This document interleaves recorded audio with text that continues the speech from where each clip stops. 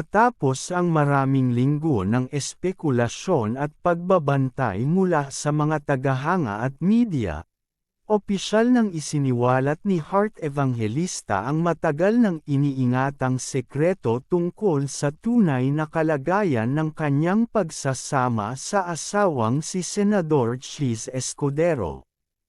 Sa isang emosyonal at matapat na panayam, ibinunyag ng aktres ang pinakamabigat na pagsubok na kanyang pinagdaanan sa kanilang relasyon, ang pagkakaroon ng ibang babae sa buhay ni Chis. Ayon kay Hart, hindi madali para sa kanya ang desisyong magsalita sa publiko tungkol sa isyung ito. Sa kabila ng kanyang estado bilang isang tanyag na personalidad, matagal siyang nanahimik, umaasang maaayos pa ang lahat. Mahal ko si Chis. Walang pagdududa doon, ani Hart. Pero dumating na ako sa puntong hindi ko na kayang itago ang sakit at pagsisinungaling sa sarili ko. Hindi ko na kayang magpanggap.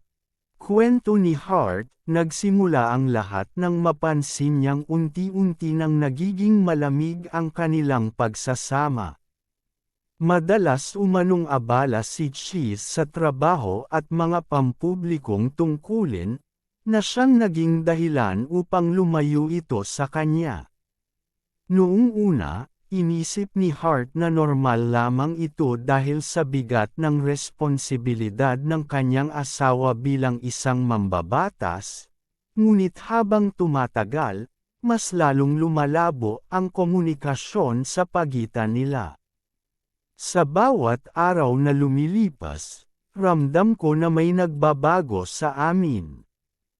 Hindi na siya ang parehong Chis na nakilala ko at minahal, emosyonal na sabi ni Hart. Naging abala siya sa maraming bagay, at akala ko trabaho lang ang dahilan, pero nagkamali ako.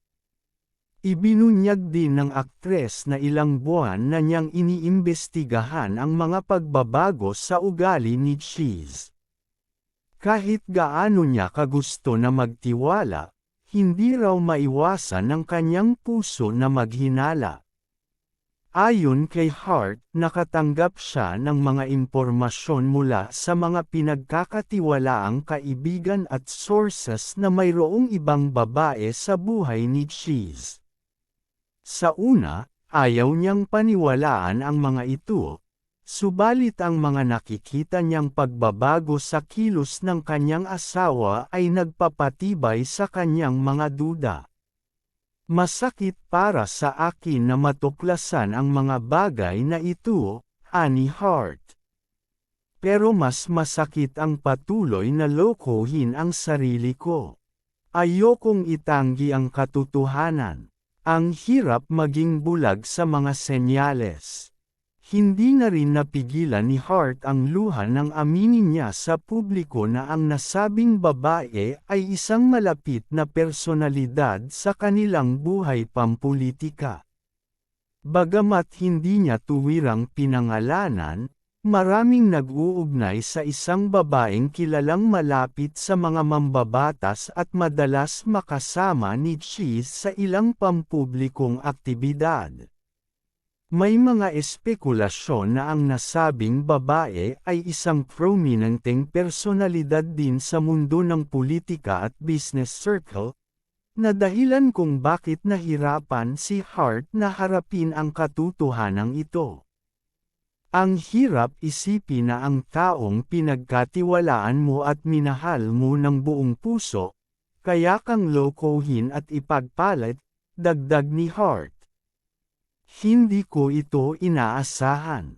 Nakakapanlumo, lalo na't kilala ko ang taong iyon. Alam ko kung sino siya, at hindi ko akalaing siya pa ang magiging dahilan ng pagkasira ng pamilya ko. Sa gitna ng kanyang paghahayag, inamin din ni Hart na matagal na niyang pinag-iisipan ang magiging kinabukasan ng kanilang relasyon. Umaasa siyang maaayos pa ang lahat, ngunit napagtanto niyang mas mabuting piliin muna ang sarili. Lahat ginawa ko para sa amin. Binuhos ko ang lahat ng pagmamahal at pagsasakripisyo, pero kung paulit-ulit kang masasaktan, dapat mong alalahanin ang halaga mo bilang tao. Ang paghahayag na ito ni Hart ay nagdulot ng malaking alon sa mundo ng showbiz at politika. Maraming mga kilalang personalidad, kabilang na ang mga malalapit niyang kaibigan gaya nina Lovie Poe at Solen Yusuf, ang agad nagpakita ng kanilang suporta kay Hart. Si Lovie, na isa sa pinakamalapit na kaibigan ni Hart, ay nagpahayag ng kanyang saloobin sa pamamagitan ng isang Instagram post, "You are strong, my love. We are with you through this difficult time." Samantala, si Solen ay nag-post din ng kanyang mensa,